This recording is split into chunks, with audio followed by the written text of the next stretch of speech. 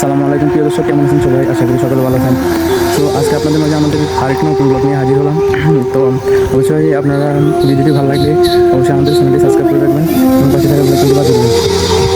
তো দর্শক, এর আগে একজন কমেন্ট করছে যে ভাই আপনার পেজ ফুল দেখা যায় না। আপনারা কমেন্ট করবেন যে ভাই আমার পেজ ফুল দেখা যায় নাকি দেখা যায় না।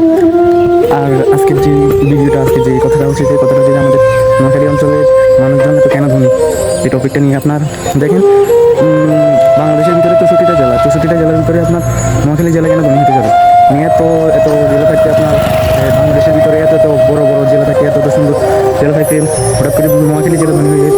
কারণ আপনার এইদিকে মানুষজন হচ্ছে আপনার 80%, মানে 100-এর ভিতরে 80% হচ্ছে আপনার কি, আপনার 80% হচ্ছে আপনার খেত খামারের কাজ করে, তারপর হচ্ছে আপনার চাষবাস করে, চাষের সাথে জড়িত।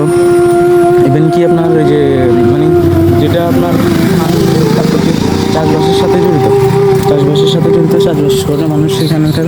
তারপর হচ্ছে আপনার প্রচুর পরিমাণ চাষবাস করে। এখানে আপনার যে বছরের 2বার ধান করে, আমাদের এখানে 2বার ধান করে আপনার এক একটা বার, মানে আপনার এক একজনে আপনার কোটি কোটি টাকার ধানের ব্যবসা করে। তারপর হচ্ছে আপনার এদিকে আবার মাছের ব্যবসা করে। মানে নোয়াখালীর মানুষ আপনার মানে ব্যবসার সাথে জড়িত, আপনার ব্যবসার সাথে এদের সাথে আপনার কীরকম আন্ডারস্ট্যান্ডিং একটা কীরকম হয়ে গেছে। যেমন ধরেন এই যে এদিকে কত সুন্দর একটা বাড়ি, এখানে অনেক অনেক সুন্দর, মানে সৌন্দর্যের শেষ নেই। আমাদের গ্রামটার মানে সৌন্দর্যের বর্ণনা দিতে গেলে অনেক অনেক কম হয়ে যাবে দর্শক, বুঝতে পারছেন? তো আজকের ভিডিওতে এতটুকু, ইনশাল্লাহ আপনাদের পরের ভিডিওতে আবার দেখা হবে। সবাই ভালো থাকবেন, আল্লাহ হাফেজ।